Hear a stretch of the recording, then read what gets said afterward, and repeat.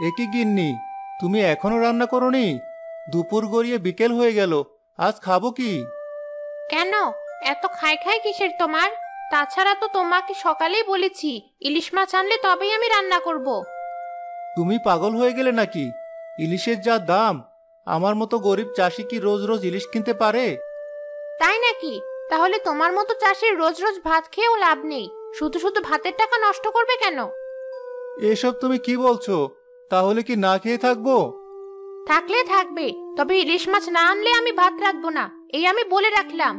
মাথায় হাত দিয়ে লাভ নেই, হয় তুমি বাজারে যাও, নইলে কৌটায় মুড়ি রাখা আছে, ওই খেয়ে ঘুমিয়ে পড়ো। আমি যখন বলেছি ভাত আমি রাখবই না। এ কেমন কথা বলো তো?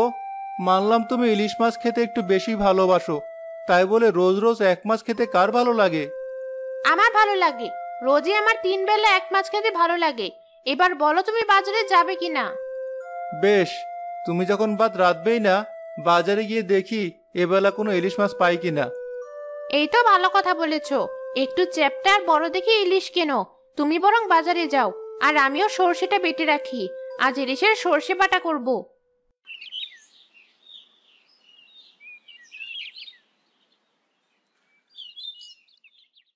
আরে, রিয়াজ ভাই যে, এই অবেলায় কোথায় চললে? আর বলো না ভাই, এই যে কোন জ্বালায় পড়েছি। কেন, তোমার আবার কি হলো? কি আর হবে, এমন বউ ঘরে এনেছি, ইলিশ ছাড়া যার মুখে ভাতই রোচে না। কি আর করা, তাই যাচ্ছি, দেখি একটা ইলিশ কিনে আনি। কি আর করবে বলো, বউকে ভালো রাখলে তবেই সংসারটা ভালো থাকবে। যাও, বেশি দেরি হলে মাছ পাবে না। রিয়াজ বাজারের দিকে হাঁটতে লাগলো, ওদিকে কাকলিও মনের সুখে সর্ষে বাটছিল। আর মন টিকছে না, কখন যে লোকটা ইলিশ মাছ কিনে আনবি, পেটে গেলে তবে আমার শান্তি। আজ বেশ রসিয়ে কষিয়ে রাখবো। এই তো সর্ষে বাটা হয়ে গেছে।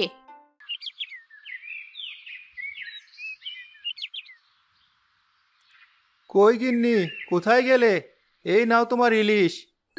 তুমি চলে এসেছো, দাও দেখি কেমন মাছ আনলি। আমায় আর খাটিও না তো, ওই তো ব্যাগটা আছে, নিজেই দেখে নাও। তোমাকে না বললাম একটু বড় আর চ্যাপ্টা দেখে মাছ আনতে, আর তুমি কেনা একটা ঝাটকা ইলিশ কিনে এনেছো। এতে না আছে স্বাদ, না আছে ভালো গন্ধ। আর জ্বালিও না, যা এনেছি পারলে রাধো, নইলে আমি হোটেলে গিয়ে খেয়ে আসবো। আমি তাই বলেছি নাকি? আমার রান্নার সব তৈরি, তুমি ঘরে গিয়ে বিশ্রাম করো। রান্না শেষ হলে আমি তোমায় ডেকে নেব।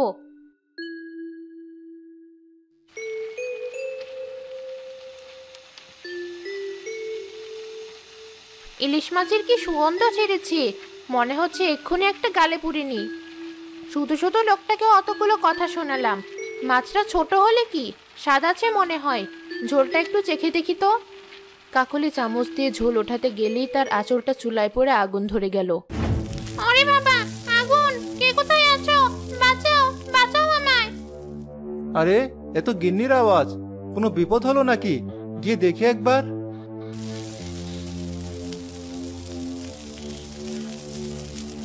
রিয়াজ দৌড়ে রান্নাঘরে গিয়ে দেখলো কাকলির সারা শরীর আগুনে জ্বলজ্বল করছে। হায় হায়, এ আমার কি সর্বনাশ হলো! কে কোথায় আছো? আমার বউটা যে আগুনে পুড়ে মরলো। রিয়াজ যখন বারান্দায় বসে কাঁদছিল, তখনই কাকলির আত্মা শাকচুন্নি হয়ে পাশে দাঁড়িয়েছিল। কাঁদছো কেন? এই যে আমি তো মরিনি। কি হয়েছে রিয়াজ ভাই, কাঁদছো কেন? আমার সর্বনাশ হয়ে গেছে ভাই, ওই দেখো, আমার বউ আগুনে পুড়ে মরে গেছে। হায় হায়, ইলিশ খেতে এত ভালোবাসতো, আর সেই ইলিশ মাছ রাখতে গিয়েই ওকে মরতে হলো। এ আমার কি সর্বনাশ হলো গো! শাকচুন্নি কাকলি যখনই ভেতরে তাকালো, দেখলো তার নিথর পোড়া শরীর মাটিতে পড়ে আছে। এ কি হলো? আমি সত্যি সত্যি আগুনে পুড়ে মরে গেলাম, কিন্তু মরে গিয়ে আমি কথা বলছি কি করে? আর ওরা কেউই বা আমায় দেখতে পাচ্ছে না কেন? শাকচুন্নি এক দৌড়ে ঘরে আয়নার সামনে দাঁড়াতেই নিজেকে দেখে নিজেই ভয় পেয়ে যায়। এ আমার কি চেহারা হয়েছে? মরে গিয়ে আমি শাকচুন্নি হয়ে গেলাম। আমার আর সর্ষে ইলিশ খাওয়া হলো না। এ আমার কি হলো? সর্ষে ইলিশ না খাওয়া অবধি আমার আত্মা তো মুক্তিও পাবে না। কেঁদো না ভাই, বাবি বড় ভালো মানুষ ছিল, কিন্তু কি করবে বলো, যার যাওয়ার এ তো চলেই গেছে। তোমাকে তো শক্ত হতে হবে। কি করে শক্ত হব বলো ভাই? এক ওই বউ ছাড়া এই দুনিয়ায় আমার যে আর কেউ ছিল না। হায় উপরওয়ালা, এ তুমি আমায় কি শাস্তি দিলে? এভাবে কাঁদলে তুমি তো অসুস্থ হয়ে পড়বে। উঠো, উঠো দেখি। আহারে, আমার বরটা আমায় কত ভালোবাসে। যতদিন আমি মুক্তি না পাই ততদিন আমি ওকে দেখে রাখবো। এখন বরং একটা গাছে গিয়ে উঠি। শাকচুন্নি উড়ে উড়ে উঠোনের এক নারিকেল গাছে গিয়ে থাকতে শুরু করলো। এভাবে কেটে গেল বেশ কিছুদিন। রিয়াজ ভাই, বাড়িতে আছো নাকি? এই ভর দুপুরে কে আবার এলো? কাঁচা ঘুমটা ভেঙে গেল। আরে মানিক ভাই, এই ভর দুপুরে তুমি? হ্যাঁ ভাই, এদিক দিয়ে যাচ্ছিলাম, তাই ভাবলাম তোমার সাথে একটু দেখা করেই যাই। তাই নাকি? তাহলে তো ভালোই করেছো। এসো এসো, বসো এখানে।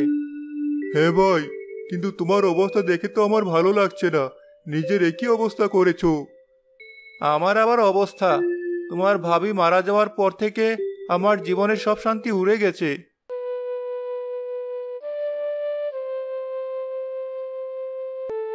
আমি মরেছি এতদিন হয়ে গেছি, অথচ আমার বরটা আজও আমায় নিয়ে কত ভাবি। সত্যি ভাই, তুমি ভাবিকে অনেক ভালোবাসতে। তবে তুমি নিজের যে হাল করে রেখেছো, ভাবি তা দেখলে কখনোই খুশি হতো না। কিন্তু কি করব ভাই, একা মানুষ, মাঠে যাব নাকি রান্না বান্না করব, সব সামাল দিয়ে আমার অনেক কষ্ট হয়ে যায়। তা তো বটেই। কিছু মনে করো না ভাই, আমার মনে হয় এবার অন্তত তোমার নিজের দিকে একটু তাকানো দরকার। জীবন তো আর ছোট না, তাই বলছি তুমি আরেকটা বিয়ে করো।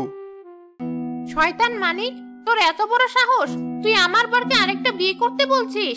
দাঁড়া, তোকে দেখাবো মজা। এসব তুমি কি বলছো মানিক ভাই? না না, এ কিছুতেই সম্ভব না। দেখো ভাই, জীবনে বেঁচে থাকতে হলে অনেক কিছুই সম্ভব হয়। আজ আমি আসি, তুমি একটু ভেবে দেখো। মানিক যখনই উঠোন দিয়ে যাচ্ছিল তখনই নারিকেল গাছে বসে থাকা শাকচুন্নির আগে কটমট করছিল। আমার বরকে আরেকটা বিয়ে দিবি? তোর এত সাহস! দেখ তোর কি করি।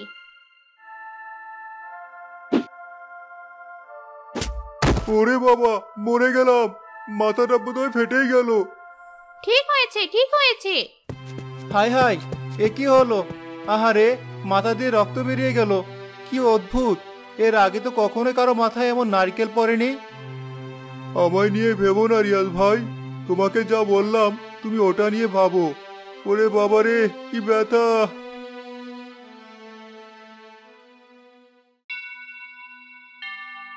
তোর এত সাহস! নারিকেল দিয়ে মাথা ফাটালাম, তাও তুই আমার স্বামীকে আবার বিয়ে করতে বলিস? আরেকবার আয়, তোকে এমন মজা দেখাবো আর কখনোই বাড়িতেই আসবি না।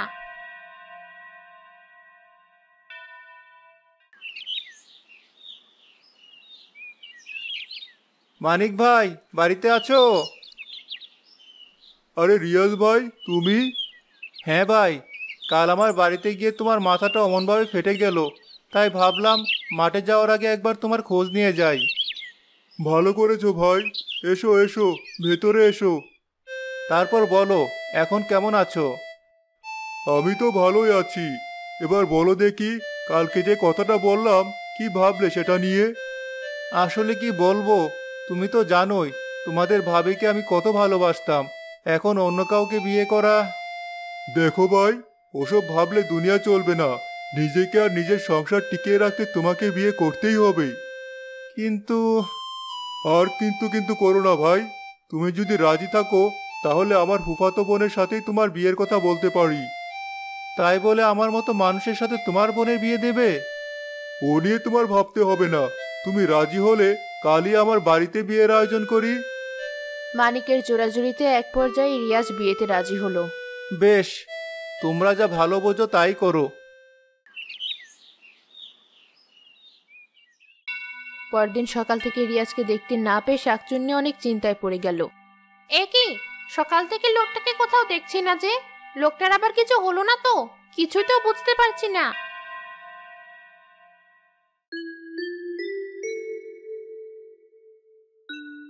এসো গিন্নি, ভেতরে এসো।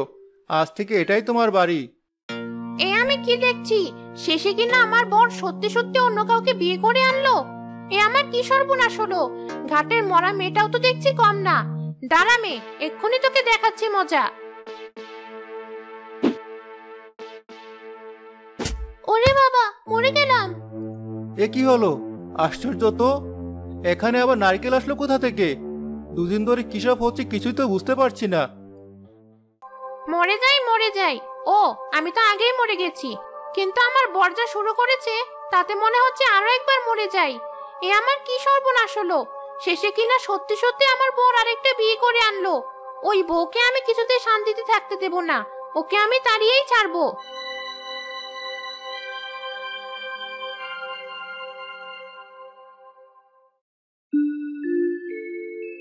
আহারে, অনেক ব্যথা পেয়েছো তাই না? না, আপনি আমায় নিয়ে চিন্তা করবেন না, আমার তেমন কিছুই হয়নি। জানি জানি, এ তোমার মুখের কথা।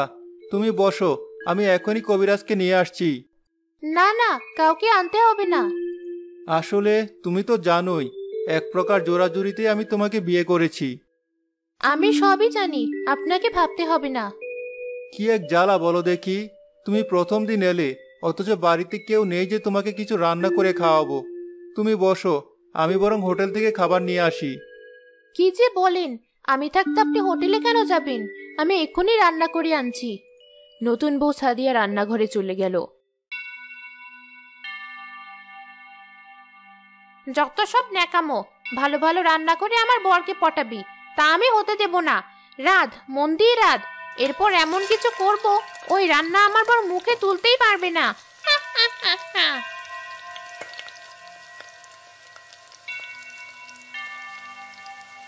এই তো সব রান্না শেষ হয়ে গেছে। যাই, এবার বরং ওনাকে ডেকে আনি।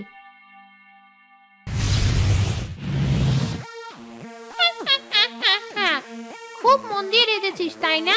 দাঁড়া, তোর রান্না খাওয়াচ্ছি তোর বরকে। দিলাম মিশিয়ে মরিচ গুঁড়ো বেশি করে। বেটার বিয়ে করার খুব শখ তাই না? এই রান্নাকে মুখ পুড়লে বুঝবে কেমন জ্বালা। শাকচুন্নি সব রান্নাতে বেশি করে মরিচ গুঁড়া মিশিয়ে দিল।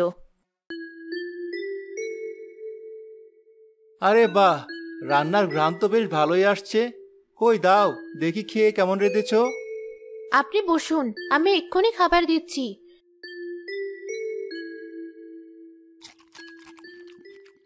ওরে বাবা, এ কি ঝাল! ঝাল? ওই দেখি।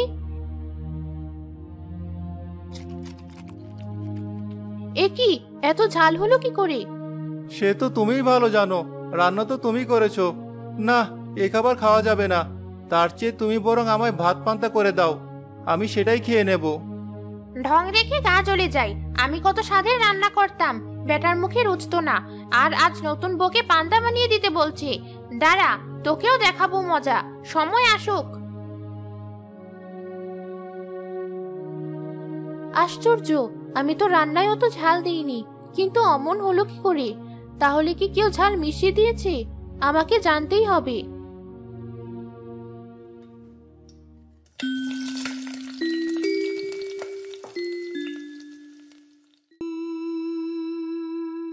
কি সুঘ্রাণ আসছে রান্নাঘর থেকে!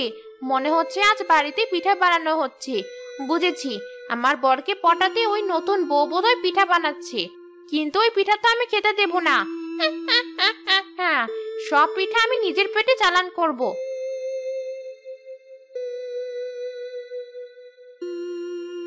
এই তো সব পিঠা বানানো হয়ে গেছে, ওনাকে এবার ডেকে আনি।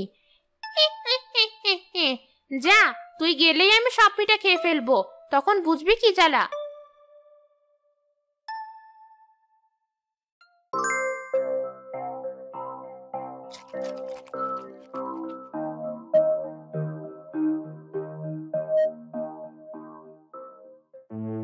এ কি, এ আমি কি দেখছি?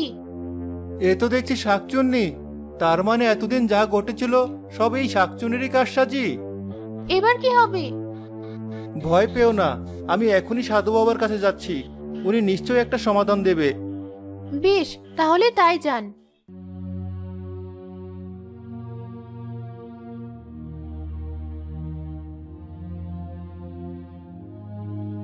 বুঝেছি, তবে তুই যাকে শাকচুন্নি বলছিস সে আর অন্য কেউ না, তোরই মৃত বউ। কি বলছেন সাধু বাবা? ঠিকই বলেছি, ওর আত্মা এখনো মুক্তি পায়নি, তাই আজও তোদের বাড়িতেই পড়ে আছে। তার মানে আমার স্ত্রী তো অনেক কষ্ট পাচ্ছে। বাবা, ওর আত্মা কি কখনো মুক্তি পাবে না? অবশ্যই পাবে।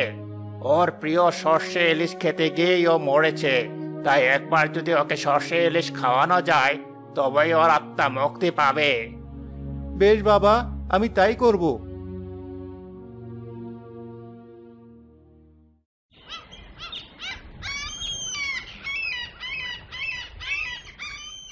পরদিন সে অনেক বড় একটা ইলিশ মাছ কিনে আনলো।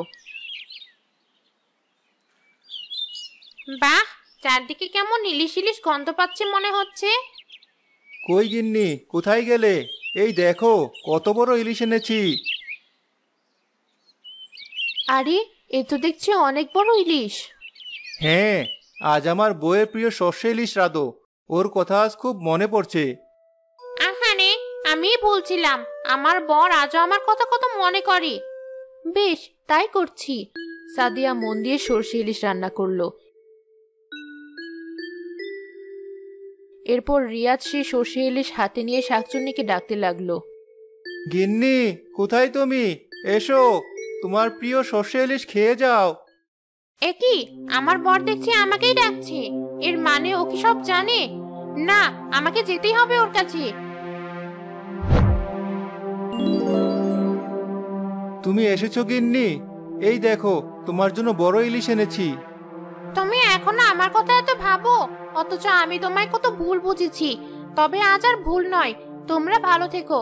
এবার দাও আমার প্রিয় সর্ষে ইলিশ, তবেই আমার আত্মা মুক্তি পাবে।